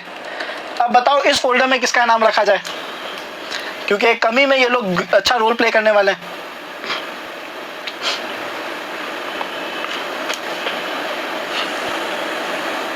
अजीत का, ठीक है, एंटर प्रेस कर दिया। अब मैंने यहाँ पे ls लिखा तो मेरे पास एक फोल्डर में एक और फोल्डर आ चुका है ना, यानी कमल फोल्डर के अंदर अजीत नाम का एक फोल्डर पड़ा है। मैंने cd स्पेस डॉट डॉट करा, ls करा, मैं देख सकता हूँ कमल नाम की डायरेक्टरी यहाँ पे पड़ी है। मैं अपने ब्राउजर पे गया, अगर मैं मेरे एड्रेस के आगे, लोकल होस्ट के आगे किसी फोल्डर का नाम लिखता हूँ जैसे कि कमल, तो क्या मुझे इस फोल्डर के अंदर रखा हुआ डेटा दिखना चाहिए सिक्योरिटी वाइज? हमें वो डेटा दिखना चाहिए कि नहीं? अगर हम सिक्योरिटी वाइज देखें तो नहीं दिखना चाहिए। ठीक है, हमने एंटर प्रेस करा, लेकिन सर यहाँ तो दिख रहा है, और इतना ही नहीं, यहाँ पे हमें अपाचे का वर्जन भी दिख रहा है जो कि बहुत ज़्यादा एक बड़ी वनरेबिलिटी क्रिएट कर सकता है, एक लूपहोल क्रिएट कर सकता है मेरे डिवाइस में, क्योंकि इस वर्जन के बिहाफ पे कोई मेरे डिवाइस को कॉम्प्रोमाइज कर सकता है अगर अपाचे का वर्जन पुराना हुआ तो। खैर फिलहाल दिख तो रहा है सर कमी तो है इंडेक्स ऑफ की। अब इसको सिक्योर करने के लिए या तो STXS जैसी फाइल्स में चेंजेस करे जाए या फिर हम यूज़ लें हमारे इस एडवांस टेक्नोलॉजी WAF का, वेब एप्लीकेशन फायरवॉल का। अब इसे यूज़ कैसे लेना है, सेटअप कैसे करना है, तो मैं स्टेप बाय स्टेप कमांड्स बता रहा हूँ, सब लोग बहुत ध्यान से फॉलो करना। ये सभी डेवलपर्स के बहुत ज़्यादा काम आने वाला है और आप सबके भी जो वेबसाइट्स में कमियां ढूंढेंगे। और अगर आप चाहते हो कि किसी एक टूल के जरिए, एक टेक्नोलॉजी के जरिए वो सब सिक्योर हो जाए वेब टेक्नोलॉजीज में, तो आप इस पर्टिकुलर पार्ट को अप्लाई कर सकते हैं। हम चलते हैं हमारे टर्मिनल पे, रूट परमिशंस यहाँ पे ले लेते हैं फिर से sudo su कमांड के जरिए। और अब यहाँ पे एक कमांड लिखेंगे which is apt install lib apache 2 -mod -security 2। ये लाइब्रेरी जो है लिब अपाचे 2 mod security 2, ये मेरी मशीन में एक वेब एप्लीकेशन फायरवॉल इंस्टॉल करेगी। एक ऐसा फायरवॉल जो मॉड सिक्योरिटी के जरिए बनाया गया है, मॉड सिक्योरिटी के द्वारा बनाया गया है। और ये जो फायरवॉल है, वेब एप्लीकेशन फायरवॉल, ये मेरी वेबसाइट को बेसिक रूल्स के जरिए सिक्योर कर देता है। मैं एडवांस और परफेक्ट रूल्स नहीं कह रहा हूँ, बेसिक रूल्स अप्लाई कर रहा है, यानी कुछ कमियां सिक्योर कर देगा, सारी कमियां सिक्योर नहीं करेगा। खैर उसका भी सॉल्यूशन बताऊंगा। पहले हमने एंटर प्रेस करा, मेरे केस में बोल रहा है सर ये टूल, ये सर्विस आपके पास ऑलरेडी इंस्टॉल्ड है, आप लोगों के केस में इंस्टॉल हो जाएगी। अगर इंस्टॉल ना हो तो पहले apt अपडेट कमांड रन कर देना है, तो बेसिक लिनक्स एथिक्स है जिसको हम फॉलो करते हैं। हमने कहा ठीक है आगे बढ़ते हैं। अब हम यहाँ क्या करेंगे, तो सर हम जाएंगे मॉड सिक्योरिटी के फोल्डर में। हमने यहाँ पे लिखा cd/etc/mod security। etc कॉन्फ़िगरेशंस का फोल्डर होता है, कॉन्फ़िगरेशंस की डायरेक्टरी होती है, इसमें हर एक सॉफ्टवेयर की सेटिंग्स और कॉन्फ़िगरेशंस फाइल्स हमें देखने को मिलती है। तो हमने cd/etc/mod security लिखा और एंटर प्रेस करा।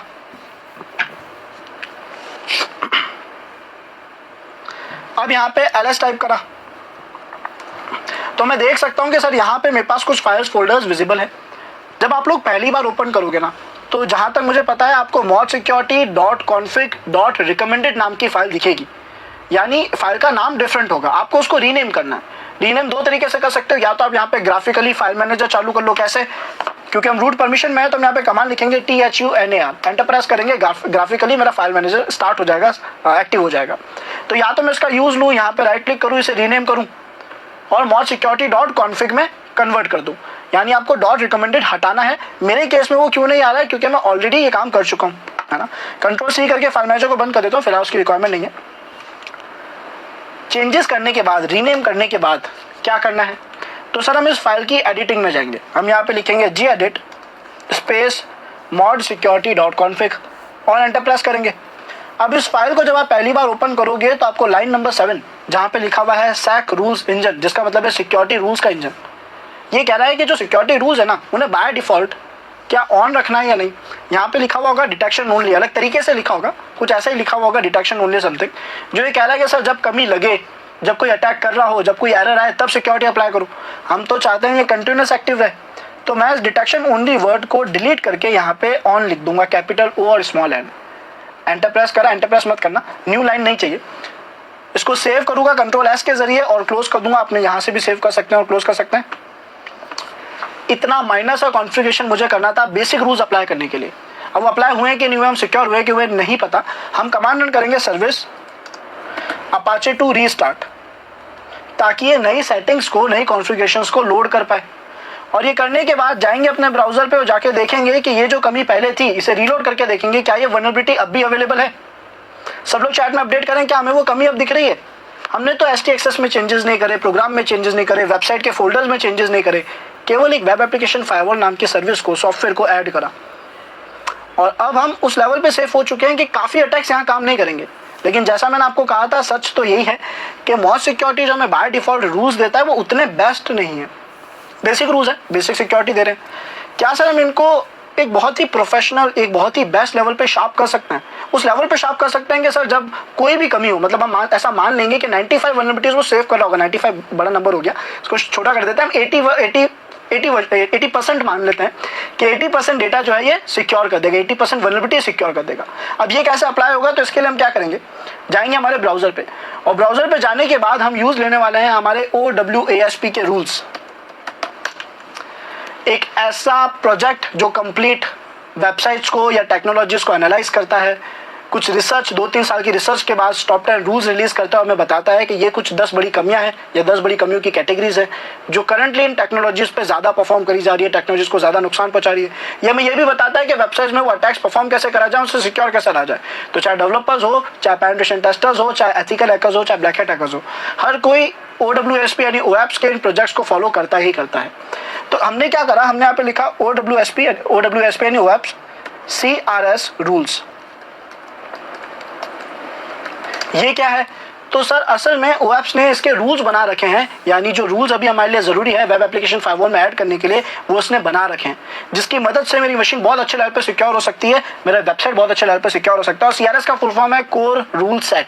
हमने लिख के एंटर प्रेस करा, OAPS की ऑफिशियल वेबसाइट भी आ चुकी है। वैसे हम गिटहब पेज चाह रहे हैं, शायद ये ऑफिशियल वेबसाइट जो है मैं गिटहब तक रीडायरेक्ट कर दे।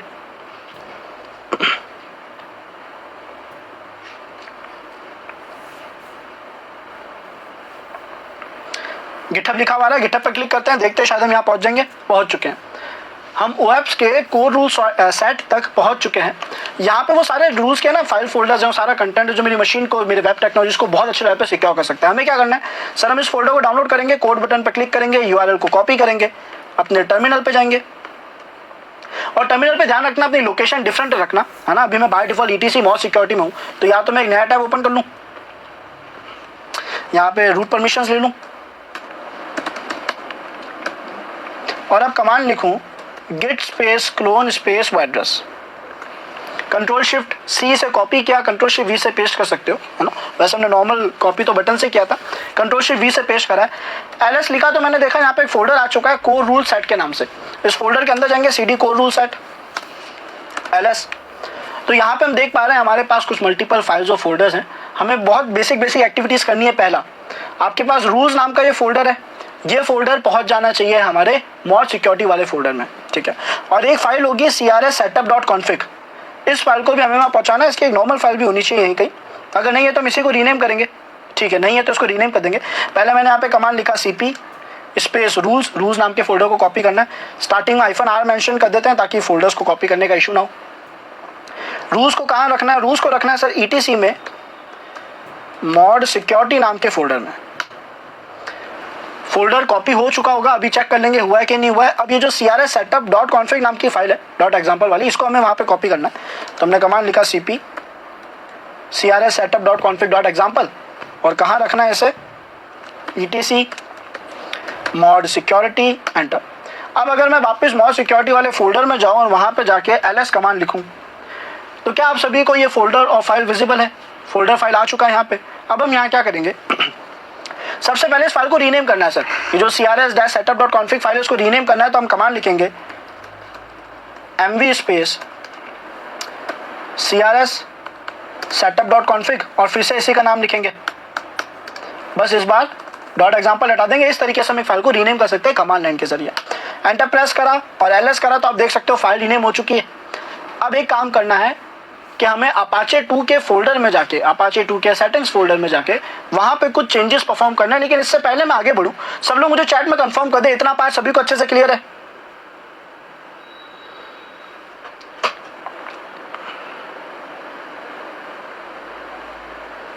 परफेक्ट, क्लियर है, चलो ग्रेट। तो अब हम आगे बढ़ेंगे। अब हम क्या करेंगे, अपने Apache 2 में जाके इन रूल्स को कॉन्फ़िगर कर देंगे, स्टार्ट कर देंगे। ये करने के लिए हमने यहाँ पे लिखा CD/ETC/Apache 2 LS करा। तो यहाँ पे कुछ फाइल फोल्डर्स दिख रहे हैं जिसमें मुझे जाना है फिलहाल मॉड्स इनेबल में, है ना। तो मैंने लिखा CD मॉड्स इनेबल LS। अब यहाँ पे काफ़ी सारी फाइल फोल्डर्स दिखेंगे जिसमें हम जाएंगे security2.config में, ठीक है।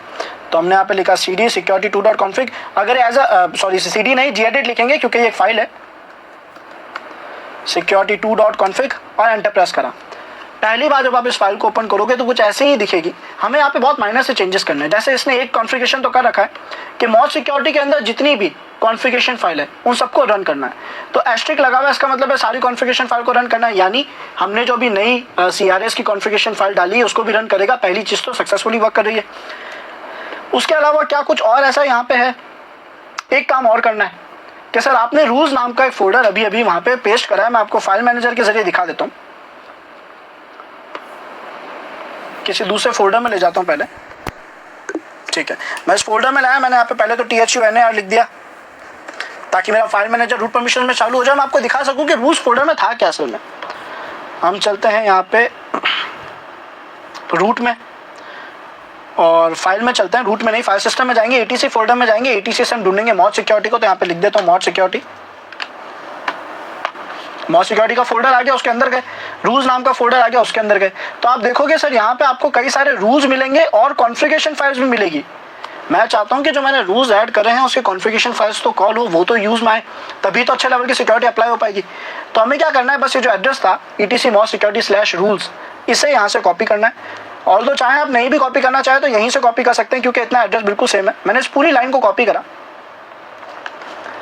एक न्यू लाइन क्रिएट करी, वहां पेस्ट कर दिया, और बस डिफरेंस क्या आया कि यहाँ पे रूल्स नाम का एक फोल्डर ऐड कर दिया। आई बिलीव आप सभी को कंसेप्ट समझ आया होगा। पहले वो केवल मॉड सिक्योरिटी के अंदर की कॉन्फ़िगरेशन फाइल्स को रीड कर रहा था, जो मुझे बताएगी कौन कौन से रूल्स को यूज़ लेना है।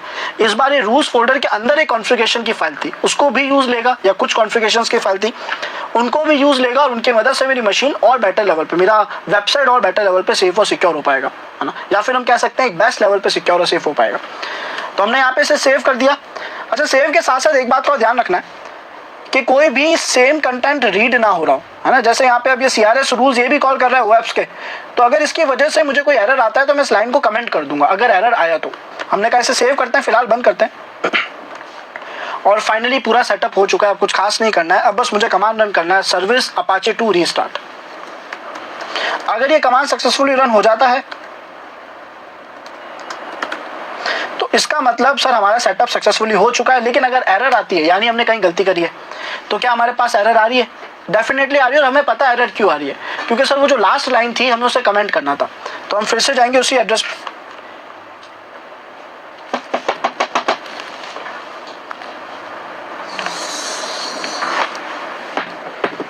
उस एड्रेस पे आ चुके हैं। यहाँ पे लिखते हैं लास्ट कमांड security2.config, और अब हम यहाँ पे क्या करेंगे, इस लाइन को भी कमेंट कर देंगे एक हैश के जरिए। हैश क्या करता है, उसके आगे जो भी कमेंट लिखा होता है, जो भी डेटा लिखा होता है उसे कमेंट कर देता है, जो भी लाइन लिखी है उसे कमेंट बना देगा, एक नॉर्मल सा टेक्स्ट में कन्वर्ट हो जाएगा। ये सेव करा, क्लोज करा,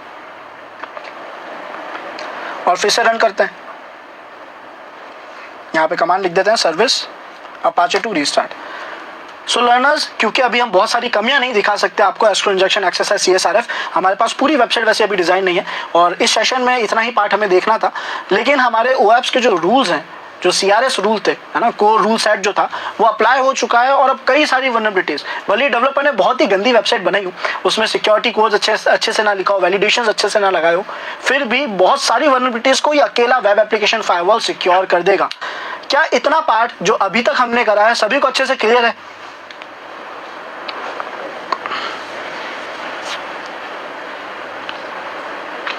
सब लोग चैट में अपडेट करें मुझे।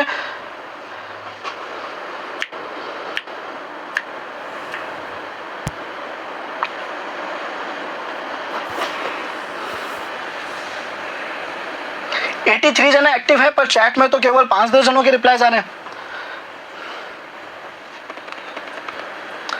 थोड़ा चैट में भी स्पैमिंग होनी चाहिए।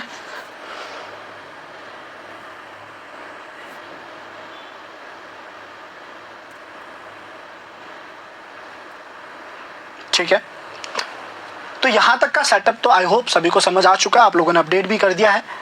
अब जैसा हमने प्रॉमिस करा था, हम एक Q&A सेशन भी कंटिन्यू करेंगे। तो बढ़ते हैं उस Q&A सेशन की तरफ, जहां पे आप लोग के क्वेश्चंस के हम आंसर्स देंगे, और आप लोग चाहें तो चैट में भी क्वेश्चंस पूछ सकते हैं, और कुछ क्वेश्चंस हम ऑलरेडी सिलेक्ट कर चुके हैं। तो पहले उन क्वेश्चंस को लेते हैं, फिर चैट के जो क्वेश्चंस होंगे हम वो इंटरैक्ट करेंगे, आपस में इंटरेक्शन करेंगे। ओके, चलो स्टेप बाय स्टेप करेंगे। Just allow me few minutes.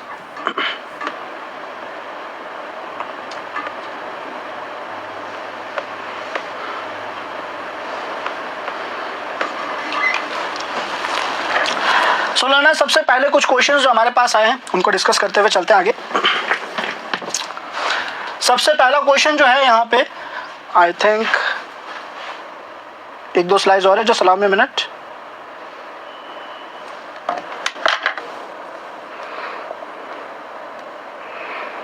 Chat में रिप्लाई का वेट तो मैं अभी भी कर ही रहा हूँ।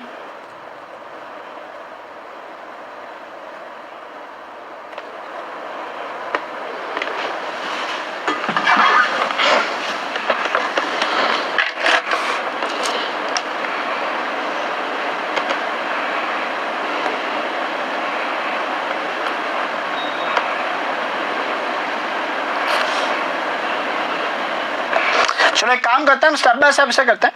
पहले आप लोगों के चैट के कमेंट्स में ले लेता हूँ, फिर हम यहाँ पे बढ़ेंगे, है ना।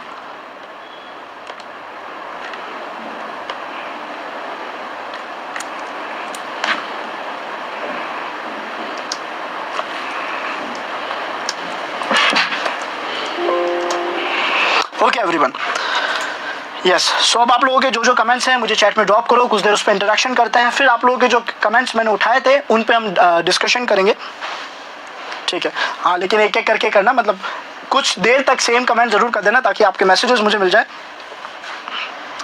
Web pen testing versus bug bounty, इससे रिगार्डिंग एक क्वेश्चन आप में से किसी ने मुझसे पूछा था, दोनों क्वेश्चंस के आंसर साथ में मिल जाएंगे। क्वेश्चन ये था कि एथिकल हैकिंग में, साइबर सिक्योरिटी में अर्न करने के कितने तरीके, है ना, और ये क्वेश्चन भी उससे रिलेट करता है, ये जो आपने बग बाउंटी और पेनिट्रेशन टेस्टिंग के बीच का डिफरेंस पूछा है।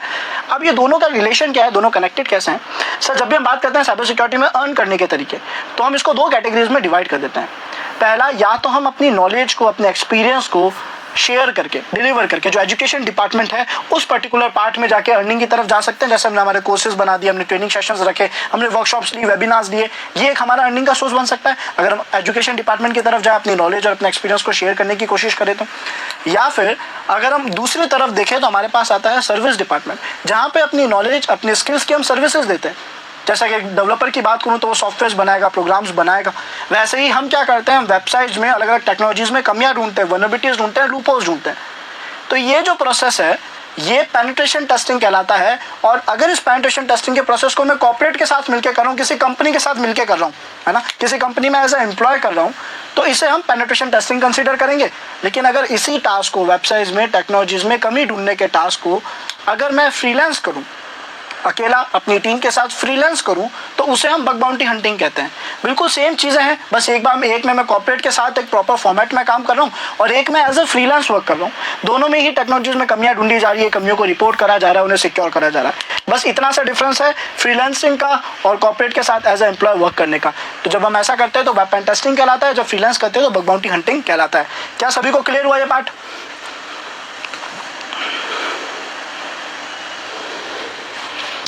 फायरवॉल इंप्लीमेंट करना मैंने आप लोगों को बता दिया, सिस्टम में लूपहोल्स बताया, सिक्योर करना भी बता दिया है।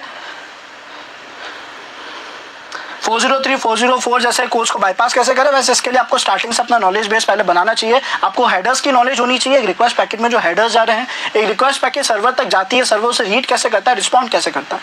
जब आपको ये बात समझ आएगी और ये समझ आएगा कि आपको 400 के एरर को, स्टेटस कोर्स के जो एरर्स हैं ये क्यों दिखाए जा रहे हैं, तो आपके लिए रिजॉल्व करना आसान हो जाएगा। मान लेते एक मशीन कहती है कि एक ऐसा पेज है जिसको आप केवल लोकली एक्सेस कर सकते हो, है ना। अगर मेरी मशीन कह रही है कि आपको मैं परमिशन नहीं दे रही, आप फॉरबिडन कह रही हूँ आपको कि आपके पास परमिशन नहीं है इस डेटा को एक्सेस करने की, इस फाइल को एक्सेस करने की, ये केवल और केवल मेरी लोकल आईपी से एक्सेस करी जा सकती है।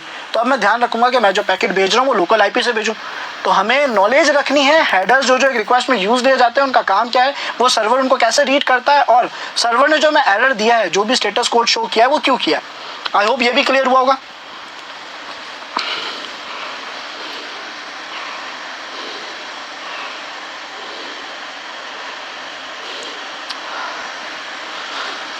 श्योर नबील, आप एक बार कनेक्ट करें, जो भी पॉसिबिलिटीज़ होगी वो आपको अपडेट कर दी जाएगी टीम की तरफ से। मैं वहाँ कुछ नहीं कर सकता। मेरा फोकस आप लोगों को बेस्ट से बेस्ट लेवल पे कंटेंट डिलीवर करने का रहता है कि आप लोगों को जो भी कंसेप्ट है वो अच्छे से समझ आए, आप लोगों के जो डाउट्स है, एरर्स है वो अच्छे से रिजॉल्व हो पाए, आपको एक अच्छी गाइडेंस मिल सके, उसका मैं पूरा फोकस रखता हूँ।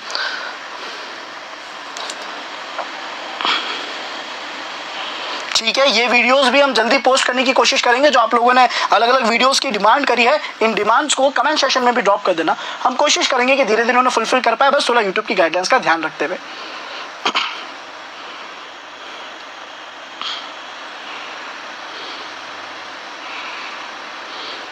फोन हैकिंग पार्ट 2 चाहिए है, ठीक है, कोशिश करेंगे उसको भी हम इंट्रोड्यूस कर पाए, है ना। अभी तो नहीं कह सकते, अभी आप लोगों के लिए ऑलरेडी हमने कुछ डिज़ाइन कर लिया है, आप लोगों को बताया। जैसे आपको जैन मंथ में कुछ रिकॉर्डेड पूरे कह सकते हैं प्लेलिस्ट मिल रही है, पूरा कंबाइंड कोर्सेज मिल रहे हैं, बड़े कोर्सेज मिल रहे हैं कंप्लीट। तो कोशिश करेंगे आने वाले कुछ मंथ्स में हम ऐसा करें। एक बहुत अच्छा क्वेश्चन आया है, शिवम ने क्वेश्चन पूछा है, साइबर सिक्योरिटी से क्या फ़ायदा है। तो शायद इससे रिलेटेड हम कई बार कंटेंट पढ़ चुके हैं। मैं चाहता हूं कि पूरा चैट इस क्वेश्चन का रिस्पॉन्ड करे।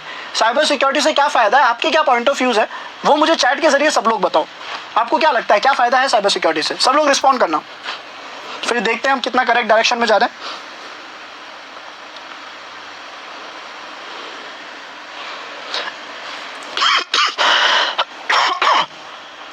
जो वर्ड एन्यूमरेशन है इसका मतलब है एडवांस इंफॉर्मेशन गैदरिंग। एन्यूमरेशन किसी भी पोर्ट पे करा जा सकता है, कंपलसरी नहीं है कि इन्हीं पोर्ट्स पे करो। एन्यूमरेशन करने के लिए आप कोई भी पोर्ट यूज ले सकते हो, आपको बस उस पर चलने वाली सर्विस को समझना है। वो सर्विस आप इंटरैक्ट कैसे कर सकते हो और इंटरैक्शन करते हुए ज़्यादा डेटा कैसे एक्सट्रैक्ट कर सकते हो, वो प्रोसेस एन्यूमरेशन कहलाता है। मेनली एन्यूमरेशन जब दिखाया जाता है तो 2-4 पोर्ट्स पे दिखाया जाता है, SNTP हो गया, FTP हो गया, SSH हो गया, SNMP हो गया, लेकिन हर पोर्ट पे एन्यूमरेशन परफॉर्म करा जा सकता है। मॉड APK कैसे बनाएं? इसके लिए आपको APK पेन टेस्टिंग समझनी पड़ेगी, जिसमें हम किसी भी एप्लीकेशन को पहले डिकम्पाइल करना सीखते हैं। जब डिकम्पाइल करना आ जाता है तो उसमें अपने हिसाब से चेंजेस करते हैं। डिकम्पाइल का मतलब है उसके बाइट कोड को सोर्स कोड में कन्वर्ट करना। जब हम वो चेंजेस परफॉर्म कर लेते हैं तो चेंजेस परफॉर्म करने के बाद इसे रीबिल्ड कैसे करें, फिर से कैसे बनाएं, है ना। तो वो फिर से बनाने प्रोसेस में बस सिग्नेचर ऐड करने पड़ते हैं। रीबिल्ड तो जल्दी हो जाता है। APK tool B space app का नाम लिखोगे, मतलब फोल्डर का नाम लिखोगे तो बिल्ड हो जाएगा वो, और D लिखोगे तो डिकम्पाइल हो जाएगा। लेकिन सिग्नेचर अच्छे से ऐड कर दोगे तो ऐप क्रिएट हो जाएगा। बहुत मुश्किल नहीं है, थोड़े से एफर्ट्स डालोगे तो कर सकते हो।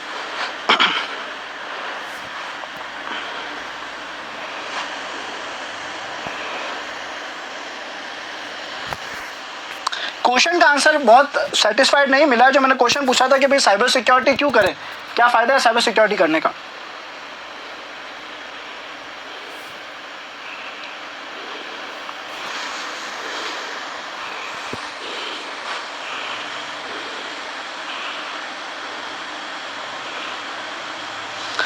क्योंकि सर अगर हमारी मेहनत के अगर हमारा सारा डेटा, देखो 2 डायरेक्शंस में हम देख सकते हैं। आज के टाइम पे हम हर एक्टिविटी ऑनलाइन कर रहे हैं। पूरा वर्ल्ड डिजिटल टेक्नोलॉजीज़ की तरफ बढ़ चुका है, टेक्नोलॉजीज़ को अडॉप्ट कर चुका है, और बहुत फास्ट जो है टेक्नोलॉजी रैपिडली ग्रो करती जा रही है देखा जाए तो जब ऐसा हो रहा है अब हम कंप्लीट एक टेक्नोलॉजी पे डिपेंड है ना। मॉर्निंग उठते मोबाइल पहले चलाते हैं, उसके बाद हम जो भी टास्क कर रहे हैं डेली लाइफ में सब कुछ मोबाइल पे बेस्ड है। हमारा सारा डेटा, सारा पर्सनल चैट, सारा कम्युनिकेशन, सारे ट्रांजेक्शन सब कुछ यहीं रिकॉर्डेड है। सोचो अगर इसका कोई एक्सेस ले ले तो हमें बहुत ज़्यादा नुकसान होगा, फाइनेंशियल लॉस भी होगा, और हमारी जो प्राइवेसी थी वो भी लीक हो चुकी है। तो मेंटली और फाइनेंशियल दोनों लॉस हमें बहुत बड़े हो रहे हैं, जो कवर करना बहुत मुश्किल हो जाता है कई बार। तो जब हमारी ऐसी ही मेहनत, इतनी मेहनत कोई ऐसे ही लेके चला जाए, या हमारा इतना प्राइवेट डेटा ऐसे ही लीक हो जाए और हमें उससे सिक्योर रहना नहीं आता हो, तो वो हमारे लिए एक बहुत बड़ा ड्रॉबैक होगा। हम टेक्नोलॉजीज केवल अडॉप्ट करते जाएंगे और उसको संभालना नहीं सीखेंगे तो बहुत प्रॉब्लमेटिक चीज़ है ये। तो इसको रिजॉल्व करने के लिए साइबर सिक्योरिटी की बेसिक नॉलेज तो होनी चाहिए। और अगर हमारा पैशन है, ये ध्यान रखना, हम साइबर सिक्योरिटी किसको सीखनी चाहिए, जिसका ये पैशन है, जो स्पीड में कुछ अचीव करना चाहता है, बहुत बड़े लेवल पे साइबर सिक्योरिटी की मदद से साइबर क्राइम को कम करना चाहता है ना, उनके लिए ये सीखना बहुत अच्छा रोल प्ले करेगा, क्योंकि वो इस नॉलेज का एक बहुत बड़े लेवल पे यूज़ देंगे। उनका पैशन है ये। क्योंकि हैकेथॉन में क्या क्या होता है डिपेंड करता है कि जो भी ऑर्गेनाइज करा रहा है वो हैकेथॉन में क्या क्या रखें। ज़रूरी नहीं है कि हैकेथॉन केवल हैकिंग से रिलेटेड हो, है ना। हैकेथॉन इवेंट्स होते हैं जो कंटिन्यूस चलेंगे, किसी भी पर्टिकुलर टेक्नोलॉजी में हो सकते हैं ये। तो डिपेंड करता है जो ऑर्गेनाइज कर रहा है उसने क्या शेड्यूल बनाया, उसने क्या एलिमेंट्स रखे हैं उस हैकेथॉन में, ये कंप्लीट डिफर करेगा। मतलब हर जगह पे इसके अलग अलग इंडेक्स आपको देखने को मिलेंगे। How to secure a server, हमने एक स्टेप तो देख लिया, एक स्टेप से हमें पता पड़ा, अभी जो हमने देखा वेब एप्लीकेशन फायरवॉल से सर्वर पे रखी वेबसाइट सिक्योर हो रही है। लेकिन अगर कोई सर्वर पे नेटवर्क अटैक करे तब क्या करें, तब हम वहाँ पे एप्लीकेशन फायरवॉल्स का यूज़ लेते हैं। एप्लीकेशन फायरवॉल्स के कुछ ऐसे रूल सेट करते हैं जिससे हमारा सर्वर भी सिक्योर हो जाता है। तो मेरे सर्वर पर कोई नेटवर्क स्कैनिंग परफॉर्म नहीं कर पाता, और जब ऐसा नहीं होगा तो डेटा नहीं लीक होगा, तो नेटवर्क हैकिंग भी नहीं हो पाएगी, वेबसाइट भी सिक्योर हो गई, नेटवर्क भी सिक्योर हो गया, अकेले एलिमेंट फायरवॉल की मदद से। एक वेब एप्लीकेशन फायरवॉल था, एक एप्लीकेशन या सिस्टम बेस्ड फायरवॉल था।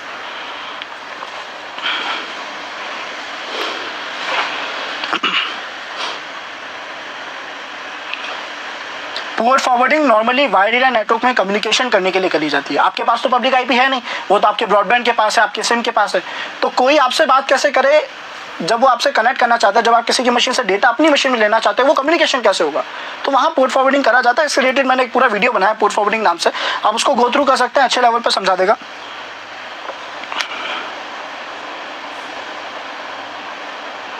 हाँ, आपकी PYCS की प्लेलिस्ट में जो हैकिंग की स्क्रिप्ट्स है, छोटू राज नाम से जो कमेंट आया, तो जो आपकी PYCS की पूरी प्लेलिस्ट में हैकिंग स्क्रिप्ट्स जो है वो जल्दी आने वाली है। आई थिंक 2-3 दिन में वो भी इंट्रोड्यूस हो जाएगी। वो एक फ्लो चल रहा है जिसने आपको पहले बेस सिखा है, आगे चल के कुछ हैकिंग प्रोग्राम्स भी आएंगे।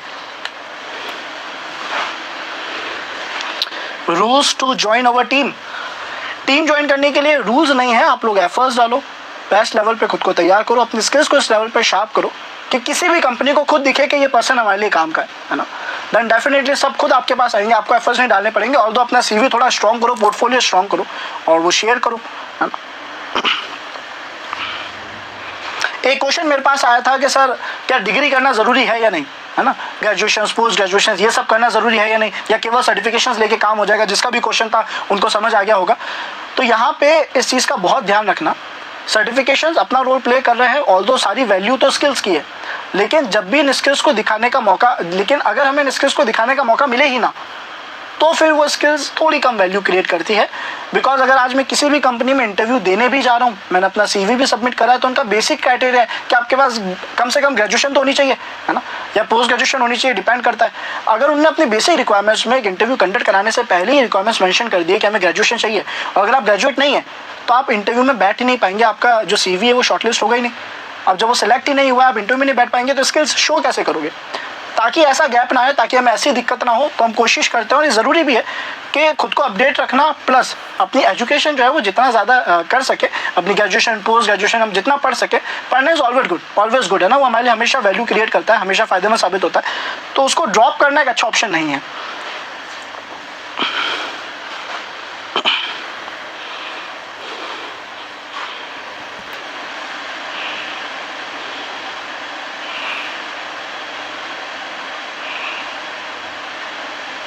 बहुत होते हैं इंडिया में, काफ़ी हैकेथॉन्स होते हैं, काफ़ी ज़्यादा होता है।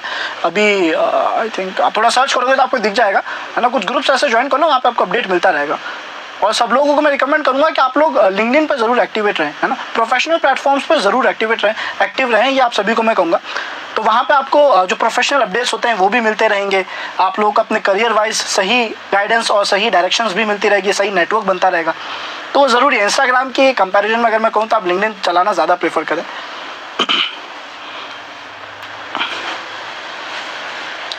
OSI मॉडल, शॉर्ट में OSI मॉडल डिटेल में क्लियर करा है। आई थिंक 2-3 वीडियोस इस टॉपिक पे अपलोडेड है, एक बार सर्च करना WSQ OSI मॉडल, तो आपको कुछ वीडियोस मिलेंगे जो आपको इस टॉपिक के बारे में अच्छे से डिटेल में बता रहे होंगे, है ना।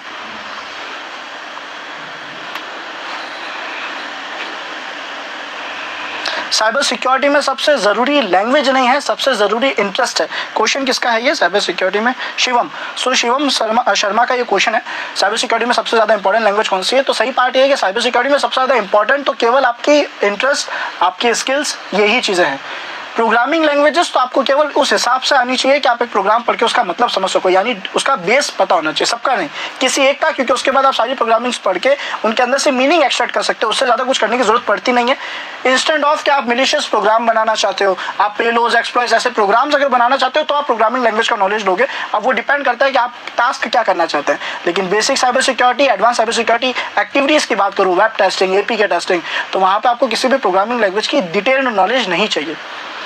कोशिश करना कि आप लोग साइबर सिक्योरिटी नॉलेज की तरफ भागे, प्रोग्रामिंग की नॉलेज की तरफ ना भागे। अगर आप साइबर सिक्योरिटी में करियर बनाना चाहते हो तो प्रोग्रामिंग इज गुड, बट अगर हम साइबर सिक्योरिटी करियर बनाना चाहते हो तो हमारा पूरा फोकस पहला साइबर सिक्योरिटी स्किल्स को इंप्रूव करने का होना चाहिए। प्रोग्रामिंग उसके बाद आप भले ही कर लें, यानी साइबर सिक्योरिटी का कंटेंट पूरा कर लो, उसके बाद प्रोग्रामिंग पढ़ो तो इज गुड। एक क्वेश्चन और आया था मेरे पास कि पाइथन की बेस्ट बुक कौन सी होगी, है ना। तो पाइथन की बेस्ट बुक तो शायद मैं ना बता पाऊँ, लेकिन हैकर्स के लिए, साइबर सिक्योरिटी में पाइथन के लिए बेस्ट बुक क्या हो सकती है, तो वो होगी ब्लैक हैट पाइथन की। मैं रिकमेंड वही बुक करूंगा, मुझे पर्सनली पसंद है। आपको अच्छे लेवल पे कंटेंट मिलेगा ब्लैक हैट पाइथन में, आपको पाइथन के कई सारे ऐसे प्रोग्राम्स मिलेंगे जो एथिकल हैकिंग, साइबर सिक्योरिटी में बहुत इंपॉर्टेंट रोल प्ले करेंगे। और उसको पढ़ते पढ़ते आप खुद के टूल्स बनाना स्टार्ट कर सकते हैं। ऑल्दो आई थिंक ये प्लेलिस्ट आपको उस लेवल में सपोर्ट करेगी, है ना, ताकि आप खुद के टूल्स, खुद के हैकिंग प्रोग्राम्स बना सकें, साइबर सिक्योरिटी प्रोग्राम्स बना सकें।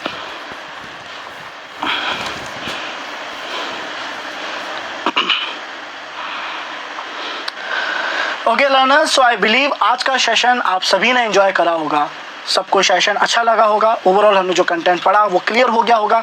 अब आप लोग कमियां भी शायद थोड़ी बहुत ढूंढ पाए और सिस्टम्स को सिक्योर तो डेफिनेटली अच्छे लेवल पे कर पाओगे, है ना, मॉड सिक्योरिटी OAuth की मदद से।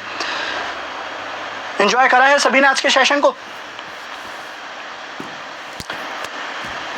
मैलवेयर के लिए बेस्ट मैं तो पाइथन ही रिकमेंड करूंगा। बेस्ट वो होता है जिससे जल्दी टास्क हो जाए और इफेक्टिव और एफिशिएंट वे में हमें ज़्यादा फंक्शंस दे सके।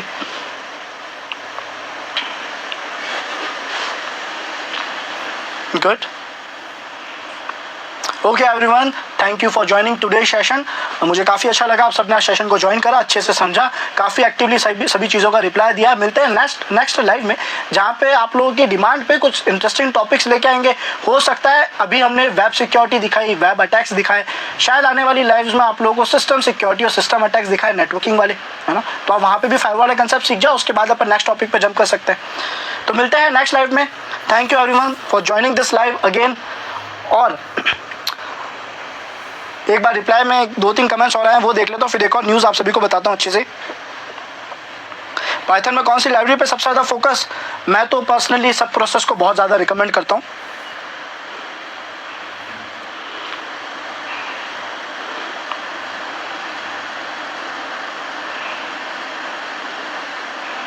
ओके एवरीवन, सो अब टारगेट ये है कि ये जो वीडियो, ये जो पूरा लाइव आप लोगों ने अटेंड करा, आपको पसंद आया, और अगर अगली लाइव में आप इंटरेस्टेड हैं तो यहाँ पे अपना वो इंटरेस्ट थोड़ा ज़्यादा शो करना है, उसको ज़्यादा से ज़्यादा शेयर करना, प्लस आप लोगों की जो भी क्वेरीज हैं, आगे आने वाली लाइव में जो भी टॉपिक्स चाहिए वो कमेंट में अपडेट करना। सो मिलते हैं नेक्स्ट लाइव में। Thank you, till then stay safe and keep learning.